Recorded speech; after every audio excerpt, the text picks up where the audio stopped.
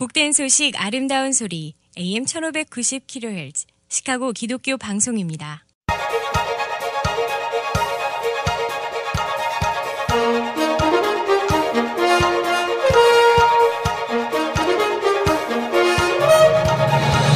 김정일 해설위원의 시사 해설. 세상을 넓게 봅니다. 삶의 지평이 넓어집니다.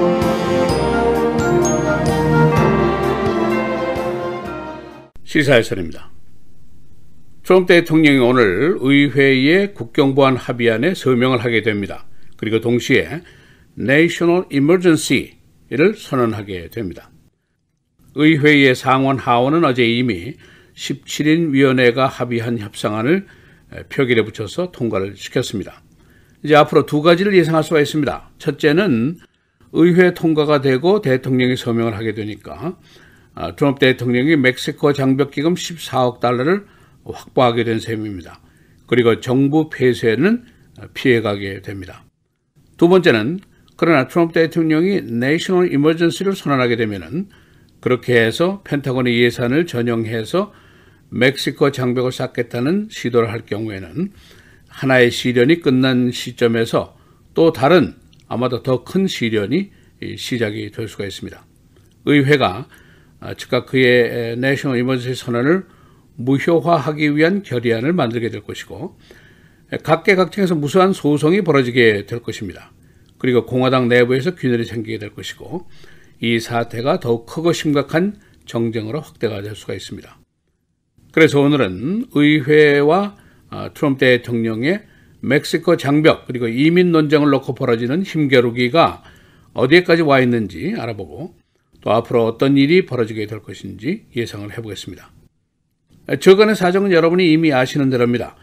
멕시코 장벽 기금을 놓고 대결을 벌이다가 미국 사상 최장기 정부 폐쇄 사태를 맞게 됐었고 그 후에 17인 위원회가 협상을 벌여서 협상안을 만들어서 내놓았고 그러나 이 안에는 트럼프 대통령이 요구한 57억 달러의 기금의 4분의 1에 불과한 14억 달러만이 배정이 됐고 그리고 어제 의회가 이것을 표결에 붙여서 상원 하원이 모두 가결을 시켰고 이제 여기에 좌절감을 느낀 트럼프 대통령이 일단 협상안에 서명을 해서 정부 폐쇄는 피해가게 되겠지만은 그러나 National Emergency를 동시에 선언하고 의회를 우회해서 펜타곤의 예산을 대통령 권한으로 전용해서 멕시코 벽 짓기로 쓰겠다 이런 결심을 하게 된 것입니다.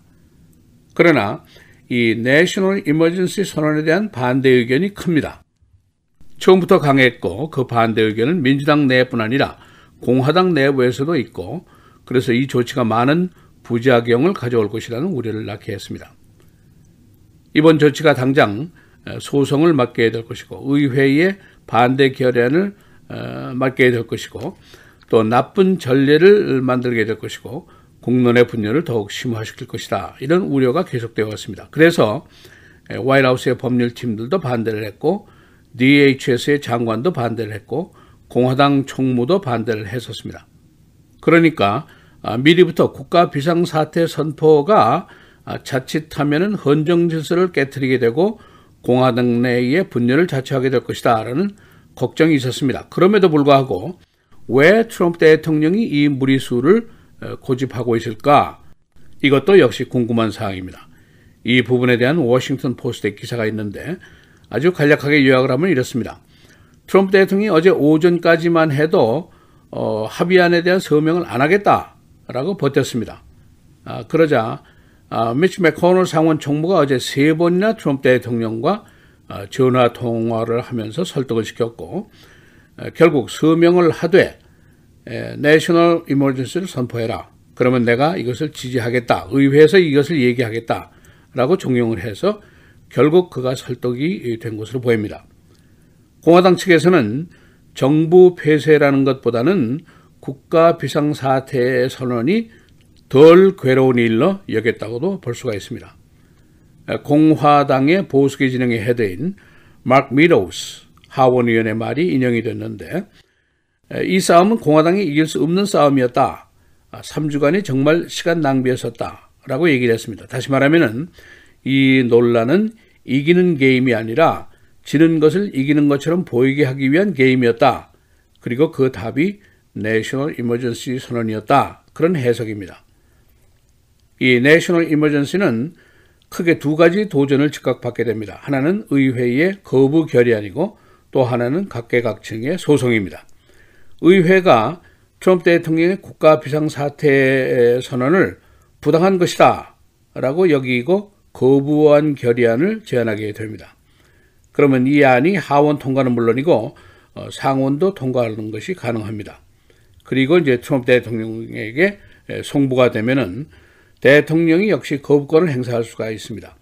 이 거부권을 무효화하기 위해서 3분의 2선, 즉 슈퍼 머저리티가 필요한데 현재의 의회 구성상으로는 3분의 2의 득표는 가능하지가 않을 것으로 여겨집니다. 그러나 한 가지 중요한 것이 있는데 공화당 내의 일부 표가 반 트럼프 표로 민주당 합세표로 나가는 것이 가능하다. 이것입니다. 즉 공화당의 균열 모습이 공개가 된다는 것이 중요한 일입니다. 또 한 가지는 수많은 제소가 벌어지게 됩니다. 그리고 이 선언은 또 다른 부작용을 낳게 됩니다. 즉 나쁜 선례를 남기게 될 것이라는 우려입니다. 만일 민주당 대통령이 등장하게 될 경우에 총기 규제 문제라든가 기후변화 문제라든가 이런 것에 대해서도 국가 비상사태를 선언하면 그때 어떻게 할 것이냐 그런 질문입니다. 그러니까 권력 분리의 헌법 원칙을 지키기가 어려워질 것이다 하는 걱정입니다. 또 한 가지 국방에서 그 매파가 있는데 이 매파에게 경종을 울리게 됩니다. 대통령이 선언을 하고 국방 예산을 다른 곳으로 전용을 하고 그러면 국방력이 약화되고 국방 예산의 의미가 소멸될 것이다. 그런 우려 때문에 이 사람들이 가만히 있지 않을 것이다 하는 예상도 있습니다. 또 한 가지 스윙 스테이트의 문제도 있습니다. 여론상으로 중도층 시민들은 이 조치에 반감을 가지고 있습니다. 그러니까 스윙 스테이트에 있는 공화당 의원들이 찬성을 하자니 좌불 안석이 될 수가 있습니다. 또 한 가지 국경 인접한 주들의 태도도 문제입니다. 예를 들면은 캘리포니아주의 어터니 제너럴인 하비에 베세라는 지금 국경의 문제는 트럼프가 만들어낸 위기다. 이 조작된 위기로 가족들이 이별을 하고 어린이가 가족으로부터 떨어져서 감금이 되고 국제적으로 망명 신청에 미국이 등을 돌리게 되고 이런 사태가 빚어지고 있다. 만일 트럼프가 계속해서 그의 권한을 남용하고 의회와의 합의를 무시하고 국가 비상사태를 조작하고 한다면은 우리는 그냥 보고만 있지 않을 것이다. 그 책임을 묻게 될 것이다. 이렇게 호언장담을 했습니다. 그러니까 국경에 인접한 주들이 제소에 끼어들게 될 것이다. 그런 예상입니다. 수많은 제소가 이제 대법원까지 가게 되고 여기서 결판이 나게 되는데 그 과정이 만만치 않을 것이다 하는 예상도 가능합니다. 그래서 지금은 문제가 끝나는 것이 아니라 또 다른 하나의 문제가 시작되고 있다. 이렇게 보는 것이 옳을 것이다 하는 의견이 강합니다. 시사해설 김정일입니다.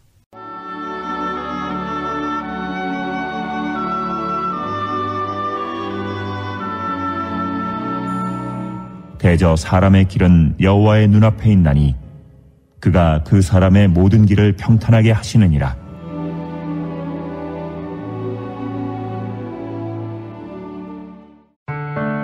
미디어를 통한 세계 선교를 꿈꾸는 KCBS. 이제는 라디오가 없어도 KCBS 시카고 기독교 방송을 실시간으로 청취할 수 있습니다. KCBS 시카고 기독교 방송에서는 쉽고 간편한 라디오 청취 서비스를 제공합니다. 스마트폰 애플리케이션 서비스 안내 앱스토어에서 KCBS를 검색해 시카고 다운타운 그림의 KCBS 아이콘을 무료로 다운받아 설치하시면 스마트폰으로 실시간 KCBS 생방송 청취가 가능합니다. 정규 방송 시간 후에는 CBS 기독교 방송이 실시간 방송됩니다. 또한 시카고 기독교 방송 웹사이트 kcbs1590.org에서 생방송 듣기 메뉴를 통해 KCBS 라디오를 실시간으로 청취할 수 있습니다. 김정일 해설위원의 시사해설 방송도 스마트폰 KCBS 앱을 통해 매일 청취가 가능합니다. KCBS 앱의 왼쪽 상단에 위치한 메뉴에서 JKIM 뉴스를 클릭하시면 다시 듣기 서비스가 가능합니다. 또한 페이스북이나 유튜브에서도 김정일 해설위원의 시사해설 진행 방송 청취가 가능합니다. KCBS 실시간 청취 서비스에 관한 자세한 사항은 시카고 기독교 방송 전화 847-583-영원구원 583-영원구원번으로 문의하시기 바랍니다.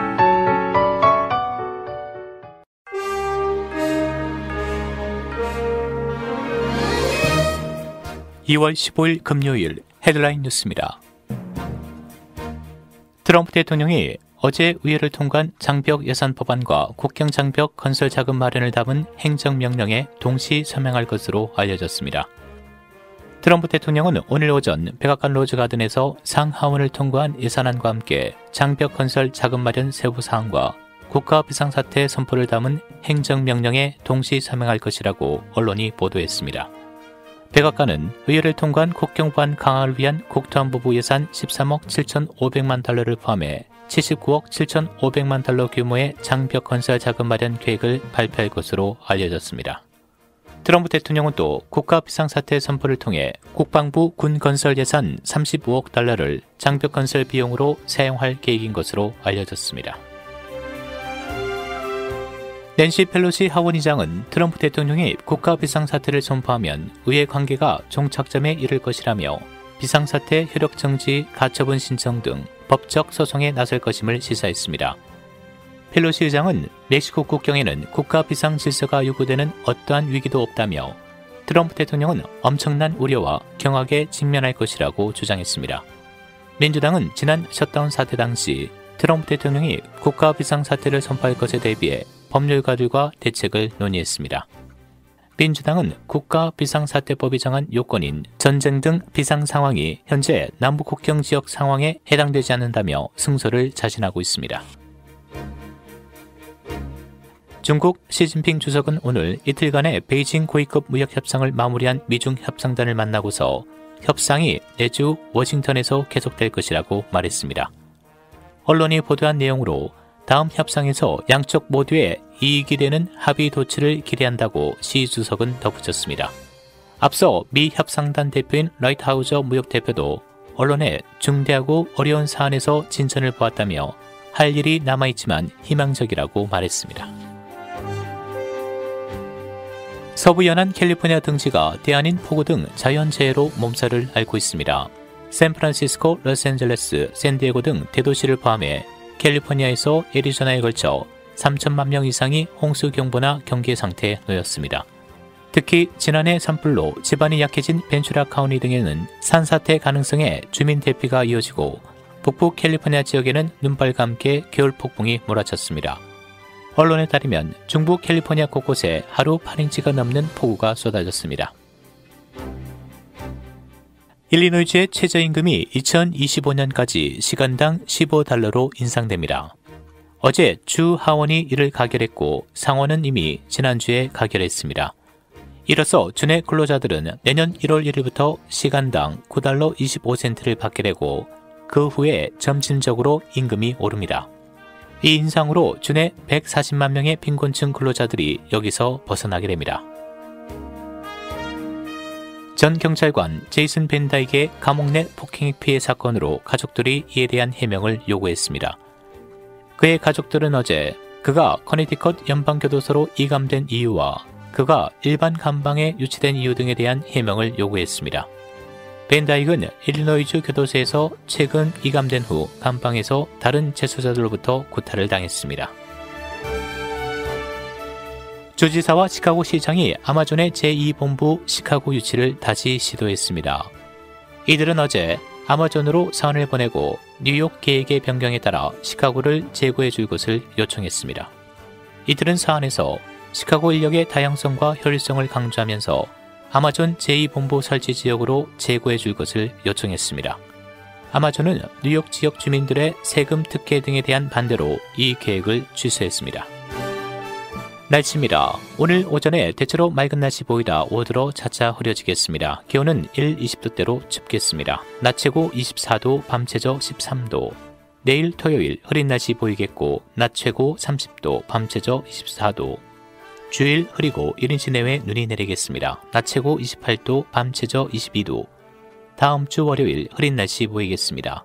낮 최고 28도, 밤 최저 17도입니다.